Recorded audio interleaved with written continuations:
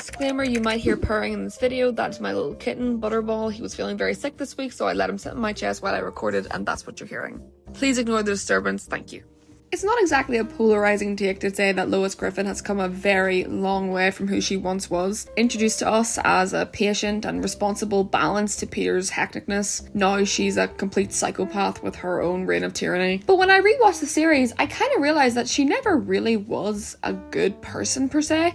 Not a bad one. Not a serial killer, not a psychopath like she is today. But something I've appreciated is that throughout the series, a lot of characters have strayed very far from where they once began, and it's unreasonable and really difficult to follow because it just doesn't have any consistency with the story or the character that we knew. But I feel like Lois doesn't actually fall into this. I think she's one of the characters whose insane character progression actually makes a lot of sense and is one of the ones that when you watch the series over again, you can see where it all began. Now, Lois certainly had a lot more reasonable reactions to things and a lot more nice moments than a character like Peter, per se. But even some of her nicer moments aren't rooted in selflessness like she tries to present herself to be. Instead, the thing that makes her appear as though she's a good person is that she's just less obnoxiously in your face than characters like Quagmire or Peter. And talking about Peter, there are a very few amount of times throughout the series when he is there for his children or his wife, because he is very overtly selfish and impulsive and stupid. He doesn't think about other people's feelings. And if you ask me,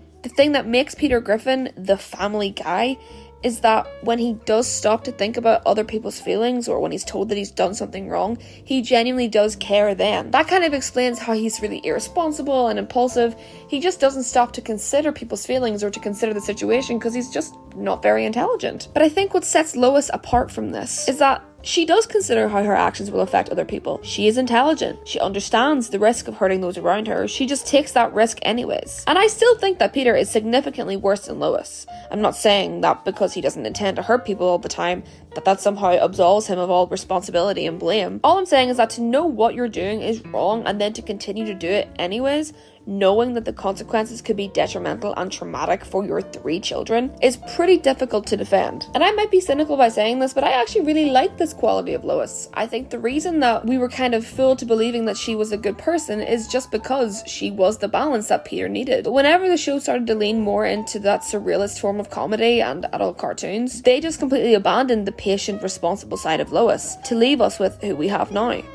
Hello, cat. But unlike a lot of characters in the series, I feel like Lois becoming this outlandish, evil character is a very reasonable progression for her. If we consider some of the other characters in Family Guy, like Chris or Peter, their character developments seem a little more random, and the overarching reason that they've become the characters they are today is because the show flanderized them and uses them now exclusively for jokes. Why did you do this? If they didn't want us to put our foot down there, they shouldn't make it a perfect fit for a toilet shoe. Who's they? Big toilet. Big toilet, is that a thing? Shh. But Lois became a psychopath for very justified and well-explained reasons, the biggest one being her present life and the second one being her past. In Lois's childhood, it has been suggested that she was abused by her father. However, let's say that was just a throwaway joke. It is confirmed that Lois got no attention from either of her parents. She was raised in that rich, prestigious society and would never have been able to be herself, and that's when she met Peter. He was funny and different from everyone that she met, and she didn't have to be a different version of herself for him. So from the person she was when she first met Peter to the person that she was when we first met her, she had already changed a lot in terms of social acceptability. She fell from grace in that upper class society that she was raised in. And as the series goes on, she just continues to socially withdraw from not only what is acceptable in an upper class society, but just what's acceptable in society altogether. She might bring her son to school, feed and bathe him, but then she'll become a drug addict for an episode and nearly drown him in the toilet. And I think it really works. It means that she fits in with this new surrealist comedy style, but it also means that Lois is an easy character to understand. In season 4, episode 9, Breaking Out is Hard to Do, she begins shoplifting. Not because they're poor and they can't afford it, but because she just needs that rush. It becomes so severe that she goes to court and then jail and then breaks out of jail. And then of course the Family Guy gods grant her freedom so that they can continue the next episode as normal. But it still shows that from very early on in the series, Lois may have been a balance to Peter, but she also was her own character. And as a character, she's very unhappy with her life. So far as her entire role is to be the homemaker, to take care of the house and the children, but she doesn't like the staying home aspect of her life. And she also hates one of 3 children she has to take care of. Going back to breaking out is hard to do, the very same episode, a joke is made where she saves Joe from falling to his death, and then Joe says this. Oh my God, Joe! Joe, you're too heavy!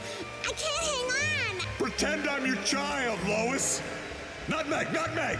Just this joke alone not only makes reference to Lois hating a big part of her life, which is what this episode is all about, but it also makes reference to the fact that Lois is not trying to save a life because it's a life that deserves to be saved. It's because she likes Joe as a person, and therefore he's worthy to be saved by her. But Meg, who's never done anything on Lois other than being her personal punching bag at this point in the series, is not deserving to be saved by her, so she would just let her die. Just another way of showing us that she's not happy with her life. And this is obviously a joke, and it's not a huge moment in the episode. It's actually a very funny joke, and I'm a big fan of it. I think it's really iconic. But I think more than anything, it's evidence that they've been sprinkling in this character trait of Lois being self-absorbed and very self-serving. If she can't play victim by cleaning the house and being a stay-at-home mum to a baby, well then she just simply wouldn't do it. If she couldn't get really annoyed at Peter and then play victim after all, well then she wouldn't do it. For example, when Lois cheats on Peter with his son, she still blames Peter. Friends, he's just given me a friendly massage. A friendly massage? Yeah, and what do you care? When's the last time you did anything nice for me? Because she wants to be the victim. And Peter is not a good guy, but what I'm saying is, throughout the entire show, they have shown us these traits of Lois being self-absorbed, her intense sense of victimhood, her cynical hate for her children. They've shown us this throughout the entire series, which makes the fact that she's a psychopath in the later seasons, yes, very blown up, but understandable and natural for her character. She's slowly being driven insane. And let's evaluate Lois's options. She can either go back to her abusive and neglectful mother and father and re-immerse herself into that constricting society that she no longer fits into anyways, or she can remain in her current life, where she hates where she lives and also the people that surround her. But it doesn't matter where Lois goes because she doesn't want to fit into society, because that would mean she has to blend in. She can no longer be center of attention. She once called Brian a contrarian, saying that whenever somebody has an opinion, he just wants to be different and special because it makes him feel good and it also gives him a sense of superiority. Lois is very similar. She wants to be the center of attention. She wants to be gawked at, but also pitied. She could fit nicely into either society, but 1, she wouldn't be able to be the center of attention, and 2, either way, she's stuck with an abusive man. This brings me to the second reason I think Lois is justifiably a psychopath. Her father, Carter Pewterschmidt, is so evil that he finds a cure for cancer and refuses to cure anybody else but himself. It's been implied that he molested Lois and he frequently abuses his wife, and is so concerned about his appearance in society that he wouldn't even let Lois become a model when she was younger and had the opportunity to do so. And this may have been him looking out for his daughter, but no.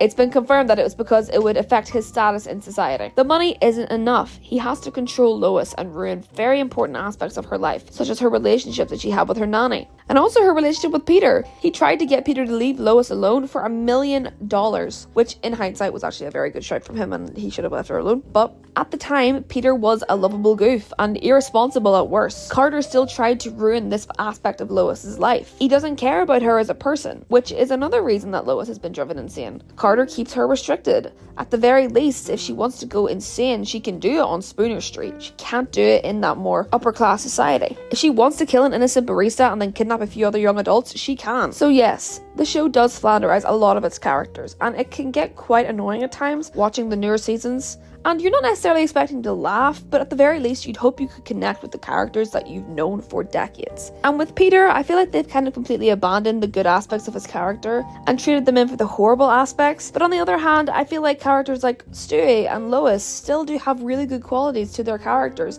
that at the very least keeps them familiar. However, I feel like Lois has the sharpest edge because if you go back in season 1 and watch Lois's character from the perspective that she is slowly being driven insane this entire time by Peter, it's a very compelling watch. She doesn't change overnight. She's always been this way. They develop her, they push her to her extremes, and unlike every other character in the show, it's been written in from the very first time we saw her. Thank you for watching. I apologize if you could hear my cat in the background. He's sick right now and he's very clingy, likes the attention, so I was just letting him hang about. Thank you very much for watching. I know that Lois can be a really annoying and irritating character because she's always the victim and she's very self-righteous, and don't get me wrong, I feel that way too. But I just think she's always been that way, which kind of makes her like my favorite character. Because, well, other than Siri, obviously. No one will top Siri for me in that series. I don't know, I think Lois is pretty good. I think she makes sense. I think she's annoying as fuck, but she makes sense, and I like that about her, you know? I feel like in a show full of inconsistent characters and like where the fuck did this come from storylines, I think Lois is a nice piece of consistency. You know, go back to season 1 and watch her slowly losing her mind, and you will have the best time. But anyways, I just want to say thank you so much, 460 subscribers, and thank goodness my last video actually reached more than 20 people, and obviously I appreciate any support I get on my channel. Eric, real one, always there, but it is nice to be able to reach out to like more of an audience, because of course it is, you know, like it's nice to get like more comments and stuff.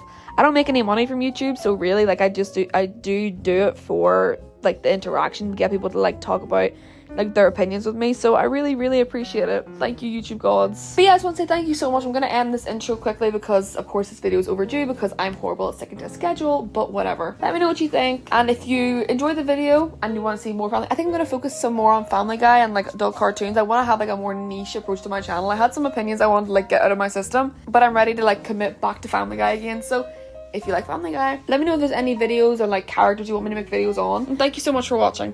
Goodbye.